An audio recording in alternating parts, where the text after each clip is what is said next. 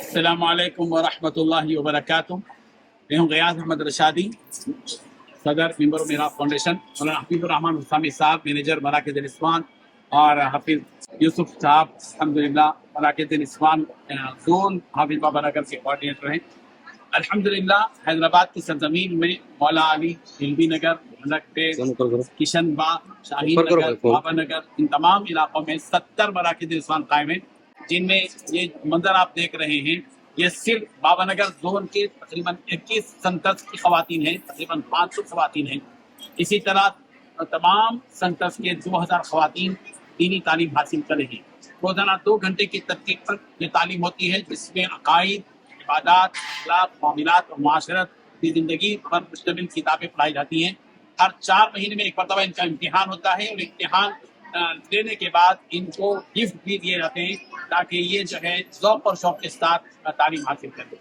اسی طرح ہندوستان کی مختلف ریاستوں میں سورت اور شولاپور، اورنگ آباد، جالنا، بھاگلپور، کرناٹک بھی، رائچور، گلبرگہ، چنچولی، اور ادھر کریم نگر، جیلو، خاناپور، عادل آباد، تمام ہندوستان کی 6 ریاستوں میں، سہارنپور اور اسی طرح مدھیہ پردیش، تمل ناڈو میں 200 سے زائد مراکز نسوان قائم ہیں، اور ہزاروں عورتیں الحمدللہ دینی تعلیم حاصل کر رہی ہیں.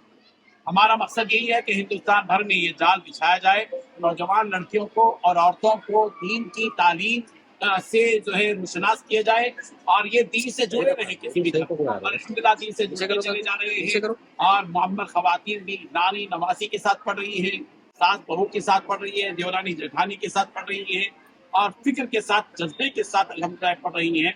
ہمارا پیغام ممبر و محراب فاؤنڈیشن سے یہ ہے عوام الناس کی طرف، اپنے اپنے علاقوں کی خواتین کو، بلکہ ہر مسجد کے ذمہ دار کو ہم یہ تو بتانا چاہتے ہیں، ہر مسجد کا ذمہ دار صرف مسجد کے لائٹ، فین، اے سی، وضو خانے ہی تک محدود نہ رہیں، اپنے علاقے کی نوجوان لڑکیوں کو دین سے جوڑے رکھیں، اور ان کے لیے اپنی مسجد کے تحت میں ایک مرکز نسوان قائم کریں. اس کا پورا نصاب ہم نے بنا دیا ہے الحمدللہ، اور پوری ترتیب ہے، اس کی پوری رہنمائی اور رہبری آپ کی جائے گی. آپ لوگ ضرور اس میں تعاون کریں. اللہ تعالیٰ جزائے خیر عطا فرمائے. اسی بازار میں آپ پڑھ رہی مرکز نمبر کیا ہے آپ کا؟ 6 نمبر. کیا پڑھی اب تک؟ آپ کو کیسے لگا مرکز میں؟ آپ کس حساب سے پڑھ رہے ہیں؟ ایک آدھ سورت ترجمے کے ساتھ پڑھیے غور سے. بسم اللہ الرحمن الرحیم.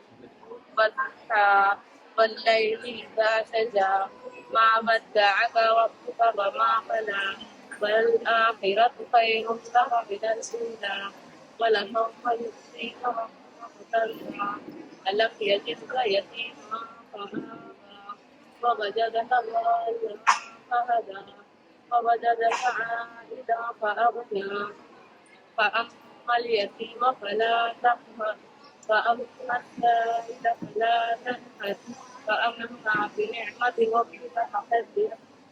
ترجمہ ختم ہے کرتے دیکھی اور رات کی جب وہ چھا جائے، اور آپ کے رب نے آپ کو نہیں چھوڑا اور نہ ہی ناراض ہوا، اور آخرت آپ کے لیے بہت بہترین دنیا سے، اور عنقریب آپ کا رب آپ کو اتنا دے گا کہ تم خوش ہو جاؤ گے. کیا اس نے تمہیں یتیم نہیں پایا تو پھر اس نے جگہ دی؟ کیا اس نے آپ کو بہاوا کھایا، اور اس نے آپ کو ہدایت دی، اور اس نے آپ کو تندرست پایا، اور اس نے غنی کر دیا.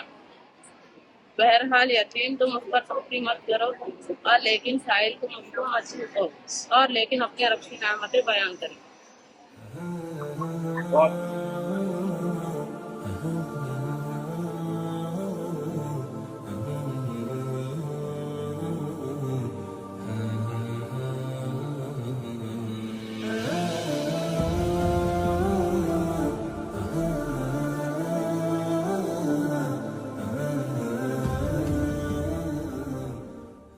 آپ کو پڑھنے سے کیا فرق آیا؟ اپنی زندگی میں کیا چینجز آئے؟